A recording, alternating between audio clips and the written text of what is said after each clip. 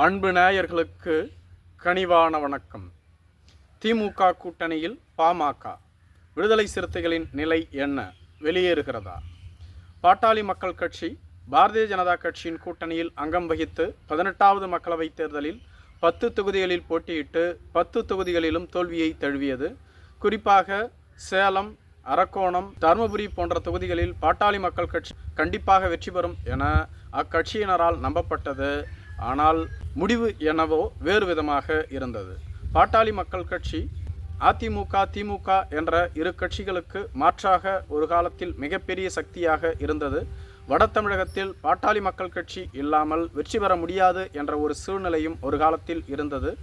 மாநில கட்சி அந்தஸ்தில் இருந்த பாட்டாளி மக்கள் கட்சி கொஞ்சம் கொஞ்சமாக தேய்ந்து தற்பொழுது மாநில கட்சி அந்தஸ்தையும் இழந்து தள்ளாடி வருகிறது. இதுபோன்ற சூழ்நிலையில் பாட்டாளி மக்கள் கட்சியை மேலும் பலப்படுத்த வலிமையான ஒரு கூட்டணியில் இணைந்து போட்டியிட வேண்டும் என ராமதாஸ் கருதுவதாக சொல்லப்படுகிறது. எனவே இனிமேலும் பாரதிய ஜனதா கட்சியோடு கூட்டணி அமைக்க அவர் விரும்பவில்லை என தெரிகிறது. ஆனால் அன்புமணி ராமதாஸ் அவர்களோ பாட்டாளி மக்கள் கட்சி பாரதிய ஜனதா கட்சியோடு கூட்டணி அமைத்தால் எப்படியாவது மத்திய அமைச்சராகிவிடலாம் என்ற நினைப்பில் தொடர்ந்து செயல்பட்டு வருகிறார். அன்புமணி பாட்டாளி மக்கள் கட்சியை பாரதிய ஜனதா கட்சிக்கு கொண்டு சென்று விடக்கூடாது என்பதற்காக அவசரமாக ராமதாஸ் அவர்கள் அன்புமணியினுடைய தலைவர் பதவியை பறித்து தானே தலைவர் என அறிவித்து கொண்டார். அந்த பிரச்சனை சற்று ஓய்ந்து உள்ளது. அதே சமயத்தில் பாட்டாளி மக்கள் கட்சியினுடைய சித்திரை முழுநிலவு திருவிழா மாமல்லபுரத்தில் 12 ஆண்டுகளுக்கு பிறகு நடைபெற உள்ளது. இந்த விழாவிற்கு அனைத்து கட்சியினுடைய தலைவர்களுக்கும் அழைப்பு விடுக்கப்பட்டுள்ளது. குறிப்பாக விடுதலை சிறுத்தைகள் கட்சியும் பாட்டாளி மக்கள் கட்சியும் எலியும் பூனையுமாக எதிரிகளாக செயல்பட்டு வருகிறார்கள். இந்த எதிர்ப்பு என்பது நீர்பூத்த நெருப்பாக இருந்து வருகிறது. இதுபோன்ற சூழ்நிலையில் திருமாவளவன் அவர்களுக்கும் இந்த அழைப்பு விடுக்கப்பட்டுள்ளது. திருமாவளவனும் அழைப்பை ஏற்றுக்கொண்டார் என்று சொல்லப்படுகிறது. ஆனால் கலந்து கொள்வாரா இல்லையா என்பது பற்றிய அறிவிப்பு வெளியாகவில்லை. ராமதாஸ் அவர்களின் எண்ணம் திமுகவோடு கூட்டணி அமைத்தால் கணிசமான இடங்களை பெற்று வரும் தேர்தலில் வெற்றி பெற்று மாநில கட்சிக்கான அங்கீகாரத்தை மீண்டும் மீட்டுவிடலாம் என எண்ணுவதாக தெரிகிறது. எனவேதான் திமுகவோடு கூட்டணி வைக்க தொடர்ந்து பேச்சுவார்த்தையில் ஈடுபட்டு வருவதாக சொல்லப்படுகிறது. திமுக இதுவரையிலும் பாட்டாளி மக்கள் கட்சியோடு பேச்சுவார்த்தை நடத்தவில்லை என கூறப்பட்டாலும் கூட முதலமைச்சர் மு.க.ஸ்டாலின் பாமக கூட்டணியை விரும்பவில்லை என்று கூறப்படுகிறது. காரணம், பாட்டாளி மக்கள் கட்சி 20க்கும் அதிகமான தொகுதிகளை கேட்கும். குறிப்பாக அவர்கள் எதிர்பார்ப்பது 30 தொகுதிகள். ஆனால் திமுக 20 தொகுதிகளையாவது ஒதுக்க வேண்டும். ஆனால் தற்பொழுது உள்ள சூழ்நிலையில் திமுக கூட்டணியில் கணிசமான கட்சிகள் உள்ளது.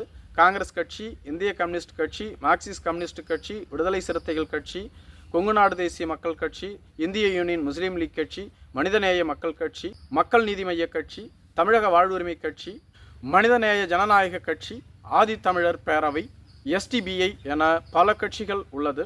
இந்த கட்சிகளுக்கு குறைந்த அளவு தொகுதிகளை ஒதுக்கினால் கூட திமுக 150 தொகுதிகளில் தான் போட்டியிட முடியும். அப்படி பார்க்கும் பொழுது பாட்டாளி மக்கள் கட்சி உள்ளே வந்தால் பல கட்சிகள் வெளியேற வேண்டிய நிலை ஏற்படும். குறிப்பாக பாட்டாளி மக்கள் கட்சி இடம்பெறக்கூடிய கூட்டணியில் விடுதலை சிறுத்தைகள் கட்சி இடம்பெறாது என ஏற்கனவே திட்டவட்டமாக விடுதலை சிறுத்தைகள் கட்சியின் தலைவரான தொல் திருமாவளவன் அவர்கள் அறிவித்துவிட்டார். ஒருவேளை பாட்டாளி மக்கள் கட்சி திமுக கூட்டணிக்கு வந்தால் திருமாவளவன் வெளியேறி வேறு கட்சியோடு கூட்டணி அமைக்க வேண்டிய சூழ்நிலை ஏற்படும். திருமாவளவனோடு அனுசரித்து செல்வதுதான் நல்லது என்பதனால்தான் சமீப காலமாக பாட்டாளி மக்கள் கட்சியின் நிறுவன தலைவரான திரு ராமதாஸ் அவர்கள் திருமாவளவனோடு நெருக்கத்தை அனுசரித்து வருகிறார்.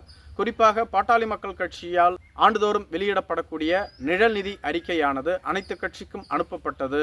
அதேபோன்று எதிரி கட்சியாக கருதப்பட்ட விடுதலை சிறுத்தைகள் கட்சிக்கும் அனுப்பப்பட்டது. இதேபோன்று சித்திரை முழுநிலவு திருவிழாவினுடைய அழைப்பிதழும் திருமாவளவன் மற்றும் தமிழக வாழ்வுரிமை கட்சிக்கு அனுப்பப்பட்டுள்ளது. இவை அனைத்தும் அந்த கட்சிகளோடு இணக்கமான சூழ்நிலை உருவாக்குவதற்கான முயற்சி என்று கூறப்பட்டு வருகிறது. ஒருவேளை பாட்டாளி மக்கள் கட்சி உள்ளே வந்தால் தமிழக வாழ்வுரிமை கட்சி மற்றும் விடுதலை சிறுத்தைகள் கட்சி வெளியேறிவிடக் கூடாது என்பதற்காக இந்த முன்னேற்பாடான நிலையை ராமதாஸ் அவர்கள் கையாள்வதாக சொல்லப்படுகிறது. அதே சமயத்தில் முதலமைச்சர் மு.க.ஸ்டாலின் பாட்டாளி மக்கள் கட்சியோடு கூட்டணி அமைப்பதை விரும்பவில்லை என்று சொல்லப்பட்டு வருகிறது. ஏனெனில் பாட்டாளி மக்கள் கட்சி எந்த கட்சியோடு கூட்டணி அமைத்தாலும் ஓராண்டுகள் நீடிப்பதே மிகப்பெரிய கடினம். அவர்கள் தேர்தல் வரும் சமயத்தில் மட்டுமே அந்த கட்சிகளோடு இணக்கமாக செயல்படுவார்கள். தேர்தல் முடிந்த பின்பு அந்த கூட்டணி கட்சிக்கு தொடர்ந்து குடைச்சலை கொடுத்து அந்த கூட்டணியிலிருந்து வெளியேறி விடுவார்கள். இதுதான் அவர்களது கடந்த கால வரலாறாக இருந்து வருகிறது.